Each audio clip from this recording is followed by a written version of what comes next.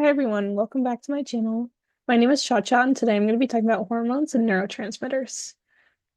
Before I begin, I just wanted to say really quickly that I wanted to talk about neurotransmitters a little bit more than hormones in this video. But it did not end up working out that way. So I'm gonna create a whole separate video on trans neurotransmitters, but I still did briefly talk about them. But I want to go more in depth on the different types, like dopamine, like glutamate, like et cetera, et cetera. Whereas this one I kind of talk about the main hormones that you need to know in the MCAT. Um, what's the difference? Okay, so hormones are typically produced by endocrine glands, or also the adrenal glands, so including the adrenal glands, the hypothalamus, which isn't typically because it's a neuroendocrine gland if you want to get super specific. It's like the ovaries, the testes, the thyroid, etc. Those are kind of the ones that I'm going to be talking about. I guess and also the pancreas. And then neurotransmitters are produced by neurons. So that means that they're created in the soma and they're stored in vesicles in the axon terminal. So once there's an action potential that um depolarizes the axon terminals, it allows calcium channels, they open up and it allows calcium to influx into the cell, and that allows those vesicles to exocytose. And I have a little picture of that. We'll go over that further. Also sometimes hormones are released by neurons. There's also overlap, so norepinephrine and epinephrine, those are considered hormones and they're considered neurotransmitters as well. But in this video, we're kind of going to talk about the hormonal aspect of norepinephrine and epinephrine. And then hormones, they tend to be much lower than neurotransmitters. So if you imagine, right, hormones, they have to go through the circulatory system, which is your blood, whereas neurotransmitters are typically between synapses. So synapses are really close together. Whereas the circulatory system, right, that's like your whole blood, like it goes from your toes to your head. So depending on how tall you are, typically most people are between 5 and 6 feet. So depending, right? That's like a whole big area. And then so typically as a result, something that's much slower usually, it tends to last longer. So hormones tend to have a longer effect. And that's a common trade-off that you'll see just throughout the MCAT, with stuff you're studying. So it's like the tortoise and the hare, I guess a little bit. So it's like it's a better payoff, I guess. It's worth the wait, if you will.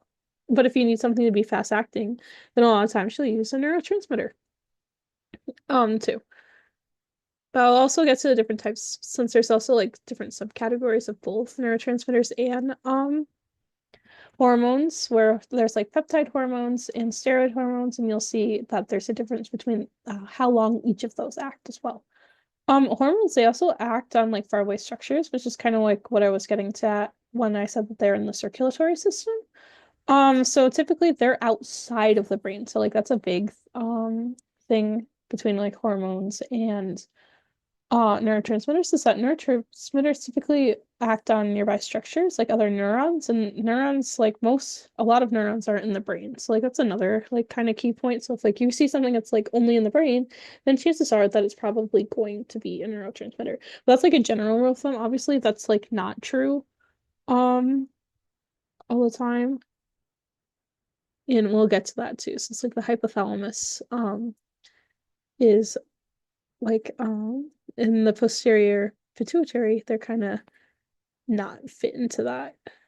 And then both are chemical messengers, or I guess you could kind of think of um neurotransmitters, it's literally really, really, really super short distances. And then both are chemical messengers which bind to a receptor. Um, okay. So this is what I kind of wanted to talk about. With so here in blue, that light blue, you have your presynaptic neuron. Then in green, you have your postsynaptic neuron. And then this is what I was talking about. With the depolarization of the action potential, you'll have the voltage-gated calcium channels. They're going to open up. So you'll have calcium ions are going to influx. Since remember, there's two different things that you kind of have to keep in mind when you're considering the direction of from low to high. That's typically how things flow, right? Diffuse out. So you want to like keep in concentration like ion concentration. So it's like low concentration of calcium inside the cell versus outside. And then you also want to keep in mind of charge too.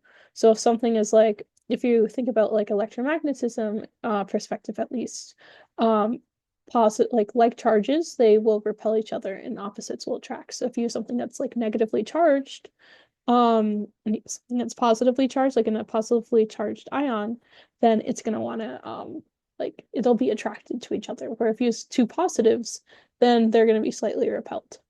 Or two positively charged ions. But that's besides the point here and there. And then you have calcium, it'll bind to that neurotransmitter onto a receptor. On the neurotransmitter, it's not like imperative that you know the receptor type.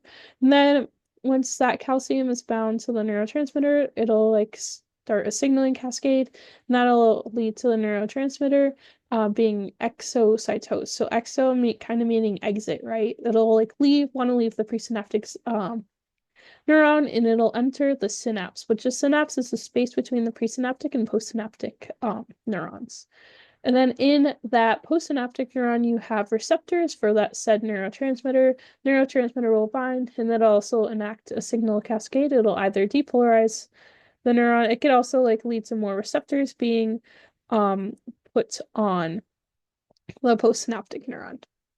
But I also talk more about this in my neuron video. Um, Yeah, so in the synapse, what I was talking about, like how does the excess neurotransmitter, so like the stuff that doesn't bind to the receptor, how does it go away? So there's like there's three different types. So there's like reuptake of that neurotransmitter in the synapse, so like via transporters. So something it'll be endocytosed. So instead of like exiting the cell, it'll want to enter. So EN, like kind of think like of entering, right? Like those are the two first letters for enter and endocytosis. And then they'll get stored back as vesicles. So neurotransmitters are just always stored in vesicles inside the axon terminal. Then I like to call the second category my ACEs. So they'll always have like the end of the word will always end in ACE.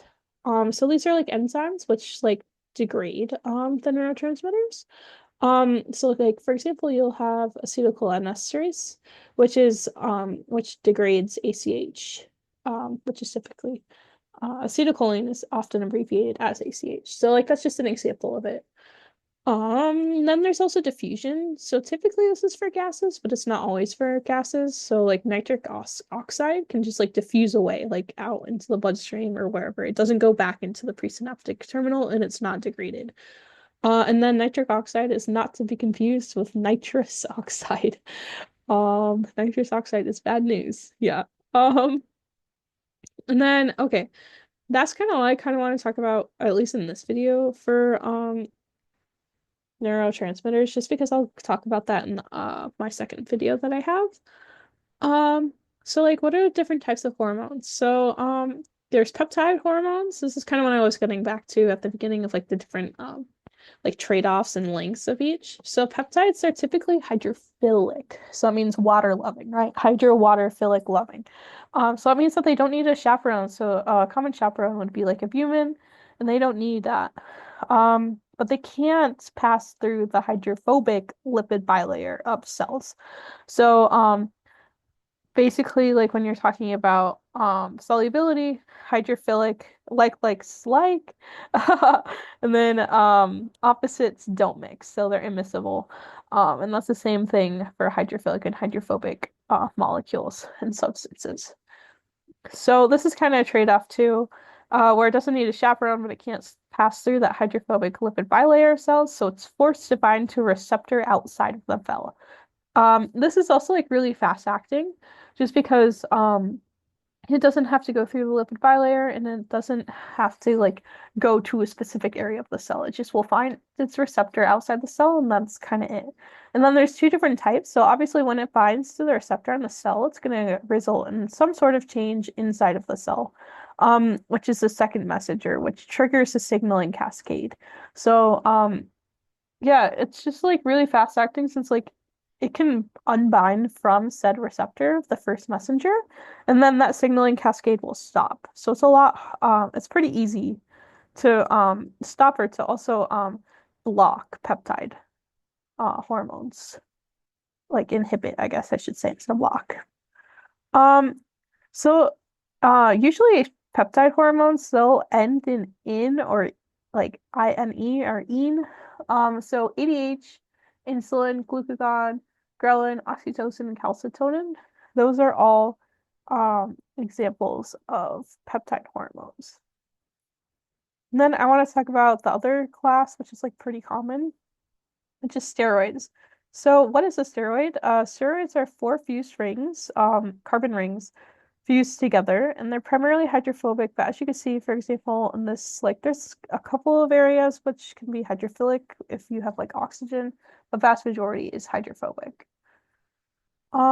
And then as I was saying earlier, because it's hydrophobic, right? Like it doesn't like water. So like most of the blood is like made out of water. So you need a chaperone in order to protect itself against the bloods. It's like they don't mix well. It does not like being in blood just by itself. And then it can easily pass through the lipid bilayer. So that's a trade-off, right? So it can easily pass through it and it can bind directly to DNA. So that's really important. So it's can act as a transcription factor. It can either inhibit or promote gene expression. And then because it can bind to DNA and it's a lot harder to kind of kick stuff off of DNA, like it's slow acting, but it's long lived. So, some example of steroid hormones, not example. Sorry, let me first talk about chaperone types. So there's like albumin, which is like what I mentioned a little bit earlier. That's kind of like a general chaperone. So if you see albumin, you're like, oh yeah, that's a steroid hormone. Like if you're reading a passage, like that's a good giveaway. Um, but there's also some steroids that I like to consider divas. So those are steroids that like are really specific. So they have to have a really specific chaperone. Like they won't bind to just albumin. It has to be like their type. So you'll typically see steroids that'll end in ol, on, or oid. So progesterone, estrogen, aldosterone, and cortisol, those are all examples of steroids. Now, this is a third class. It's not really a super common. So this is amino acid derived hormones. Um, so over here you have like a typical like amino acid. You have the amino group, you have the carboxyl group, right? And then you have your R group, which is that variable region. Um, yeah, so some example of this is thyroid hormones, which is typically like tyrosine, well not typically, it's tyrosine. Then there's norepinephrine and epinephrine. Excuse me. And then there's two broad categories of hormone types. So there's direct. So I like to think of them doing the dirty work themselves. Um, like they like will directly act on their target. Whereas there's also tropic hormones. So I kind of think of them of like the mob boss for in a sort of a way. So to recruit like its underlings or its hitmen to kind of do the job for it. And a good example of this is the hypothalamus. Like the hypothalamus will recruit the pituitary gland, which is kind of like its underlings in order to do its dirty business and what it wants. It's like the mastermind. Speaking of, here we'll talk about the hypothalamus. So, as I was saying, it's kind of like the center of command. It's what helps regulate hormone levels in the body's activity, uh, like just overall. So it's like literally it's kind of keeping track of all the X's and O's. Um, there's like it is directly connected to the interior. Interior, not posterior. Very key difference here is the interior pituitary gland via the hypophyseal portal system, which is you can start to think about it like a small circulatory system. Um, yeah, so it's kind of like the tropic hormone. It's a mob boss. Um, so both the interior, I guess like all of these types, but specifically the hypothalamus and anterior pituitary, just because they have such a wide reach of hormones, they're very susceptible to positive and negative feedback loops. Which is essentially like something further along the road, like one of the many substrates, or the dominoes that are falling. You could basically say, "Hey, I don't like this. Can you please stop?" Or, "Hey, like I like what you're doing. Can you make more of me?" Or, "I need more of me if there's not enough that's being made." Or, "Hey, Like, can you keep doing this? This is like, yeah, our body just needs more of this. Thank you. Please, please, please keep doing this.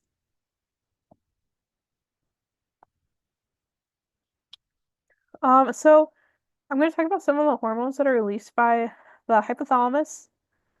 And so like the hypothalamus will have like a precursor, and that's like the tropic hormone that'll act on the anterior pituitary. And the ones that are underlined in red are typically the direct hormones, whereas the ones in just like that dark blue, those are the tropic hormones. So that's what's that is what's created by the hypothalamus, which will act through the hypophyseal portal system on the anterior pituitary. Woo, okay. And then anterior pituitary, I kind of like to think about it as like the quote unquote arousal. That's how kind of how you can remember like anterior versus posterior. Um, that it stimulates other organs and processes. So, um, yeah, let's get into it. So the gonadotropin releasing hormone, or GnRH, which you'll often see it abbreviated as, it'll act on the sorry, not follicular, follicle stimulating hormone FSH, as well as luteinizing hormone LH. So FSH, it causes estrogen production. So kind of think about it, right? Like estrogen's peak is right at the end of the follicular phase. And it's also can help produce aldosterone, testosterone. So, it's hence the name. They're kind of related, or estrogen and progesterone. Those are steroids. And luteinizing hormone, it's what releases progesterone. So progesterone, in the luteal phase of the menstrual cycle, that is when it reaches its peak. So that's kind of how you could remember what FSH and LH, like which hormone they create, since it can be kind of hard keeping track of like estrogen, progesterone, yada yada. Um, then we have the growth hormone releasing hormone, GHRH, which creates it tells the pituitary gland, hey, you need to create the growth hormone. So in order to do this, this is like really active, especially like during puberty. It's when you need to use like lots of glucose as we grow and our bones and muscles kind of develop. So it kind of relates closely to the thyroid, but not really. We'll see. Like the thyroid is also kind of important for bone growth and keeping track of that. Um, yeah. So lots of glycolysis and just like lots of glucose. The thyroid. So now let's talk about like the thyroid, which down here I have a beautiful drawing of my little butterfly. So it's kind of the butterfly gland. It's like really susceptible like to cancer. So if you like were to feel on your neck, you could kind of feel your thyroid. So like a lot of times when they screen for cancer, your endocrinologist will just like feel along and see if there's any bumps or lumps. Or and also like sometimes because it's on your neck, right? It can kind of impair your airway. So if you have a hard time all of a sudden breathing, it could be your thyroid. There could be some lumps in your thyroid. And a lot of thyroid cancer isn't really metastatic. And it's also not aggressive. So, I mean, obviously you don't want to have cancer, but as far as cancer goes, it's not a horrible one to have, I guess. There is a couple of different types that are aggressive, but a lot of the times it has a pretty good 5-year survival rate, which is typically how doctors gauge how aggressive a cancer is. I said later video, I'm going to talk about this now, just because I feel like it kind of feeds into it.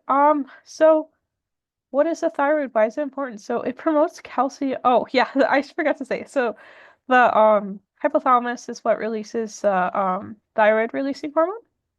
And then the TSH is the thyroid stimulating hormone. So that's also why I say arousal, right? Like if you see stimulating or growth, um stimulating hormone as well, right?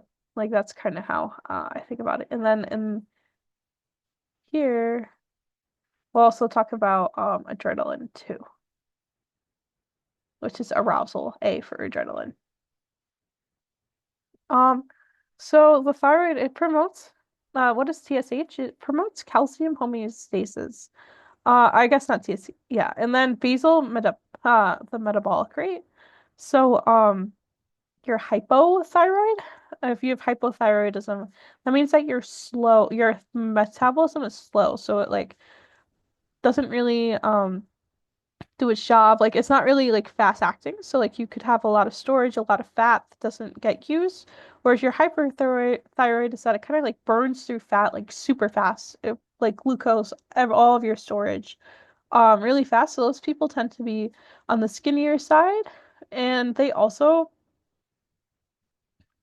yeah, well, it's hypothyroidism. Typically those people are larger. And then also like it helps regulate body temperature too. So like if you could think if you're like hypothyroidism, like you're not like releasing a lot of heat. So like or just like ATP in general too. So whereas hyper you're like releasing a lot of heat, right? Like there's a lot um of metabolic processes that are occurring in your body. Calcium is super important. Just like overall, like so this is kind of like an explanation for like why we care about calcium homeostasis. Is that it's super important. It helps controls like osmosis, which we'll kind of get to in a little bit, especially when we talk about aldosterone. In the renin-angiotensin, I can never say that word. Angiotensin process or like pathway, I guess. Um, yeah, it controls. Yeah, osmosis. So it's like the H2O blood concentrations. This calcium is an ion, and osmosis is like the movement of a liquid, or in most cases, water, um, towards highly concentrated areas of ions. And then it's a activating process. So like if you were to go back, right, I just like talked about like the neurons, like that's how like you activate neurotransmitters being released into synapse. And that's just one of the many roles that calcium has to activate. So it's kind of like a regulator. It's a switch. It's also important in bone growth, which we will get to in a little bit. So here you have like tyrosine, right? So like instead of like having like the like OH, right? And you'll have an ester bond to another kind of like tyrosine knockoff. So it's like two tyrosine molecules are put together in a way. Then like you'll have iodine too. Excuse me. Oh my gosh.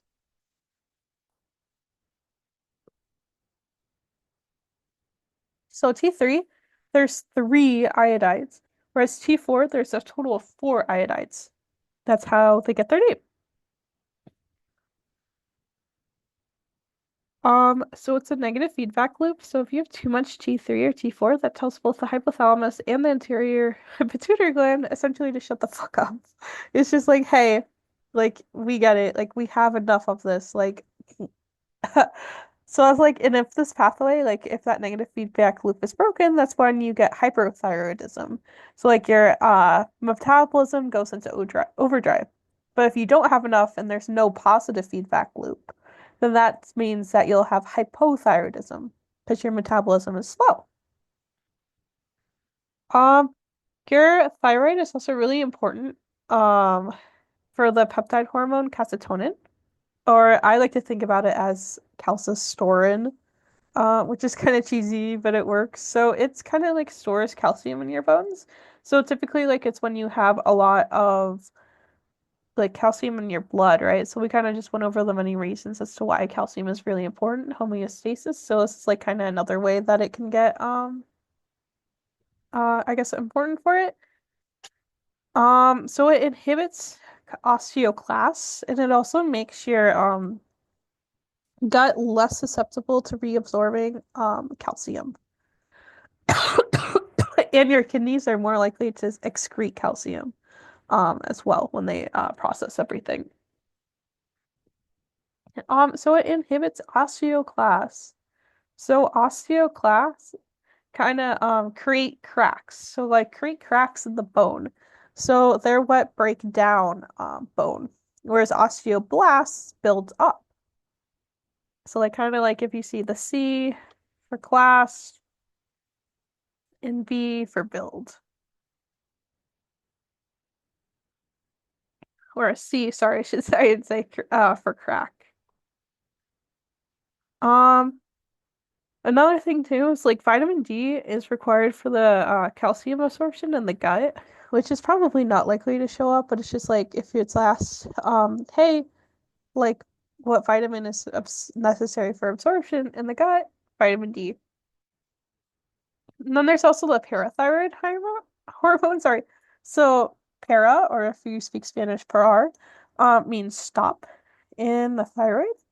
So when we have this is like when you have like low calcium in the blood.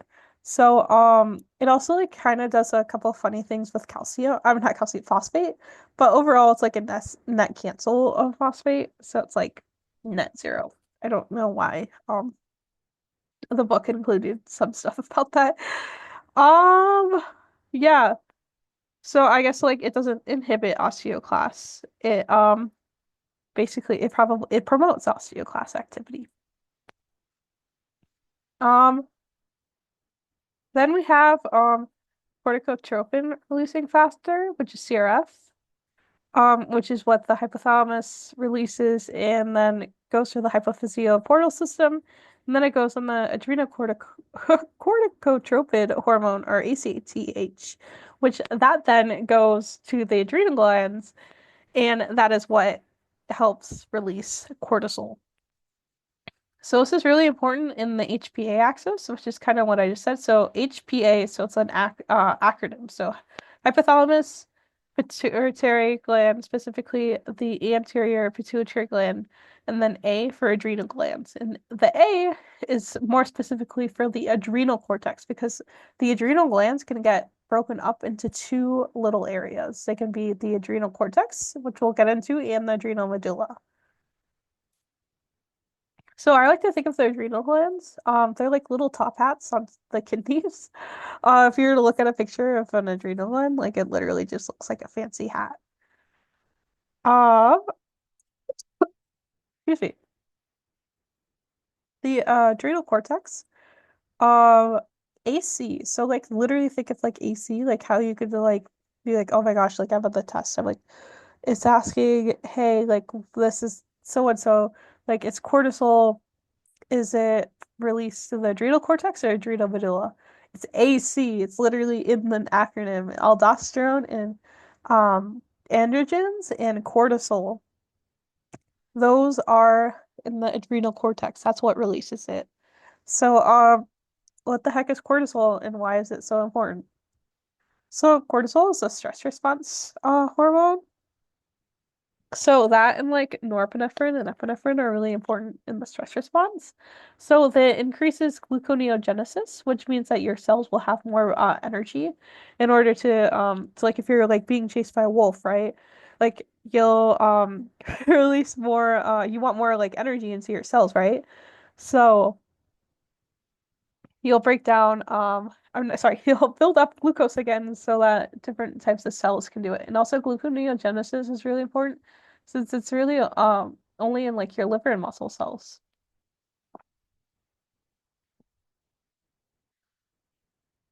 And then aldosterone, that's another one that's released by the adrenal cortex. And that's really similar to ADH. Um in that it increases water absorption, but it's a steroid. So steroids are slow, right? They're slow and they're long acting. So it increases sodium reabsorption, and it does this via osmosis to have water flow after it. So like obviously if you're increasing osmosis, right? Not osmosis, so you're increasing sodium inside of the body instead of like getting excreted into the kidney, into the sorry, the nephrons, which will be stored in the bladder. Water is going to flow after it, especially when it's going down in the collecting ducts. Um, so this occurs in the distal convoluted tube, which is like distal meaning like kind of far. So like distal, like if you were to orient yourself, it's far away from the glomerulus, which is like the first area where waste can enter the kidneys. It's also in the collecting duct, which is also important for ADH. So androgens are kind of like the sex hormones. So like the main one is testosterone, and then kind of just like thinking along the lines like androgens, right? It's also like kind of important for estrogen and progesterone too, like if needed. But typically that'll be more in your ovaries, in uterus, whatever. You should say like your reproductive system. So let's talk about the adrenal medulla, which is acetylcholamines. So you have your epinephrine, which is the body-wide adrenaline hormone. So this is really important for breaking apart like glycogen, so glycogenolysis. So it breaks glycogen down to glucose, and that glucose can be used inside of the body um when you need energy. Like for example, it's like going back, like if you see, oh my gosh, like my hands are like shaking, like I need or like, oh my gosh, I'm like so scared. Like there's, I don't know, like an axe murderer chasing me. Like you'll release your cortisol and your epinephrine and norepinephrine. But norepinephrine is really important because it's the main sympathetic nervous system. So like ACH is the main for the parasympathetic nervous system, and norepinephrine is for the sympathetic nervous system. So right, you have your rest and digest and fight or flight. So sympathetic is your fight or flight, right? So it'll give you more energy. And then nor too, it means it's a prefix that means parent in Latin. So like if you see, it kind of makes sense that epinephrine is like body wide, right? So like think about it, right? Like if you're like a parent, you always want your kid to do like better than you, right? So kind of epinephrine is like what's it's spreading its wings, it's leaving that small town and entering the city. Whereas norepinephrine is kind of like staying local. Um, yeah. Oh, I forgot. Oh my gosh, for aldosterone. I forgot about this little chart I have. So like this is like really important for like the renin-angiotensin just like pathway. It's not really super imperative that you know that. Just like kind of know that like angiotensin is like kind of like what releases. It's really important for aldosterone too. And there's just like many different parts, but it's super important in my opinion. You can study that graph. And then we're kind of getting more not like super like of the pathways, but also just like stuff in general that the hypothalamus enacts on the anterior pituitary. Um, so like one exception to like something that's being stimulating too is like prolactin inhibiting factor, which is PIF, which is from the hypothalamus. This actually decreases prolactin. And what is prolactin? Um, pro meaning like forward or kind of like then lactin as in lactate. So it's kind of like forward lactate. So it's like you're starting to lactate if you're a woman. Um, so it's a direct hormone in biological females and males, which produces milk. But in females, obviously, it's more important, especially like if you have a teething baby. If so, like that's kind of like a stimulus for producing milk. If you're a woman, is like to have like those teeth around your nipple. First you need oxytocin, and oxytocin needs to, which is released by the posterior pituitary, it needs to be activated in order for that smooth muscles which are around your nipples to like contract or not contract, relax, sorry, to relax the nipple. And then you have endorphins too. Um which is kind of like the body's own source of pain relief. So it's an analgesic, which is just a fancy way of saying like pain reliever. So kind of think of like if you have like a runner's high, shock, like kind of like in that stress response, it's just like it's your body's way of like protecting you from the pain. Like especially like if you're in like it's like a high impact moment where it's not the best, I guess, to feel that pain. Just be not good for survival, I guess, to just like feel it all of a sudden, since you may die, I guess, if you do. Yeah, so it's like runners, like if you like run in a marathon or something too, like that's kind of like your endorphins, or like maybe if you're like on TikTok, you'll see like those infos like, oh, like a natural endorphin booster, since like endorphins make you feel good, right? Then we have the posterior pituitary. So this does not receive tropic hormones. It's not taken no messages from nobody. via the hypophyseal portal system. It's more or less storage for the hypothalamus. So all of the hormones that are in the posterior pituitary, they aren't created by the posterior pituitary. They were created by the hypothalamus, but the hypothalamus is kind of small. So it needs some place to store its goods, and that's the posterior pituitary. Um, like I guess like kind of like it's kind of like a FedEx, like shipping, like PedEx kind of. I don't know, that's kind of bad, but that's kind of how I like to think about it. Um, and then so it's a direct communication via neurons. It's how they're stored instead of like that mini circulatory system. So it's like faster acting. So oxytocin, which I already kind of talked about a little bit. So that's what contracts your it's like contractions, like when you're giving birth. It helps with that. And it's also milk during lactation. So how I like to think about it is like oxy, like for like oxycodone too. Oxy helps with pain, which is like kind of like contractions are kind of painful. Um, and then ADH is antidiuretic hormone. Diuretic meaning peeing. So if you have antidiuretic, it means that you're not having as much water or as much like urine going out of those nephrons. So it increases water reabsorption, pretty similar to aldosterone. Therefore, you're increasing the blood pressure, similar to aldosterone. But the only difference is that this is a peptide hormone too. Not two. It's a peptide hormone compared to aldosterone, which is a steroid hormone. So remember, like this is like fast acting. And this inserts aquaporins, which is a specific aqua, right? Um, this like water porin, like kind of like pores, right? So like holes, water transport channel.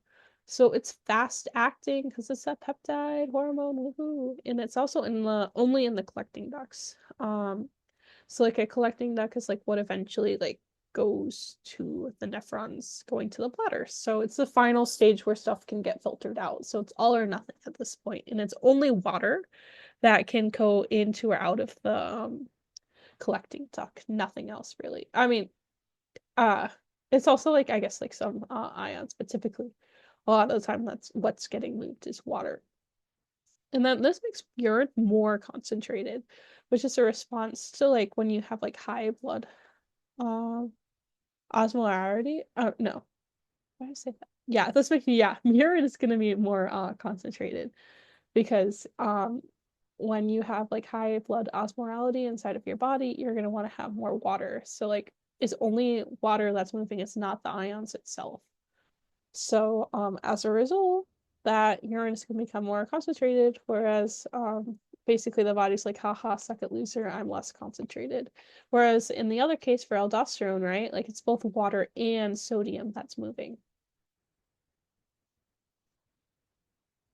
And then the pancreas. Um, this is kind of the last thing I really wanted to talk about. So there's three, so it's like the islets of Langerhans are like the main area of the pancreas that's important for hormones. So there's insulin, glucagon, and somatostatin. So insulin is what stores glucose. Um, so it's like when you have high glucose in the body, so it's like you have excess glucose, you could like bathe in that glucose, just like if you're like bathing in money, kind of like think about glucose as like um a money system, I guess. But and then you could also store it as glycogen, which is like glyconeogenesis, which we talked about. So glycogen is just like the branched form of glucose, so it's a storage form. It's not easily accessible. Um, Whereas you have increased glucose levels, so you could also do glycolysis if your body is in need of energy too. So if you need ATP. It also can increase protein and fat synthesis depending on those levels in your body. And then this is created by beta cells, not alpha or delta cells. And then glucagon, which is kind of glucose be gone. So there's not a lot of glucose inside of your body. You're gonna secrete, your pancreas is gonna secrete glucagon from its alpha cells. And this is what breaks down that glycogen, so that storage form of glucose. So that glucose is readily available in the circulatory system, so it can travel to other parts of your body. And then it could also reform glucose, which is what I was talking about, which is gluconeogenesis. Then there's somatostatin, which inhibits both glucose and glucagon and insulin. It's what helps maintain like the current blood glucose levels. So it's like when your body is happy, nothing needs to be done. It's secreted by delta cells. And then I kind of want to talk about the different types of like diabetes. So type 1 diabetes is an autoimmune type of disease. So basically like somewhere along the way, the immune cells like they aren't exposed to insulin. Like during I kind of think of it like they're training in a way. So they have like basically like T cells, like they spend time like they're in the thymus. So like kind of think about it like as like the flashcard phase of the way. So it's like they're literally training like, hey, like this is like what's your body, like what's like good your body creates, so don't attack the cell. But you could attack like this cell if you don't recognize it. So like if basically if like the T cells, if your white blood cells, like they don't recognize something, that they'll attack it. Um Kind of like I think of like that scene in like Men in Black with like Will Smith when he's like shooting like the targets and it's just like really quick. It's like, hey, like like what's suspicious? They're kind of like, hey, like this is suspicious. We're just gonna shoot and kill you and then we'll ask questions. Whereas type 2 diabetes is often considered a lifestyle diabetes, whereas type 1 is autoimmune, so it's inherited. Whereas type 2 is a lifestyle diabetes. So typically like you have type 2 when you're older, whereas type 1 is when you're born with it. This is when your receptors are immune to insulin. So I kind of think about it like if there's like excess insulin, like or like basically like glucose being it's kind of like the boy who cried wolf in a way. I like to think about it like that. So it's like if you have enough insulin, like enough times where it's like your receptors are like kind of getting like they don't believe it anymore. So like they're not going to want to activate storage of like your breaking down like glucose storage of glucose, just like stuff in general. Um, so that can lead to high blood glucose because it's not being properly stored. Um, and then also like one last thing, like just like a tiny tidbit is the pineal gland is this is what's in charge of your circadian rhythm, which is like your body's like internal clock for like sleep. That's all I wanted to talk about. Hopefully that made sense and wasn't too long. I'll talk about neurotransmitters in a different video, but I kind of realized that this was gonna get like really long. So hopefully that made sense. Um, and let me know if I made any egregious errors in the comments. Okay. Thank you for listening.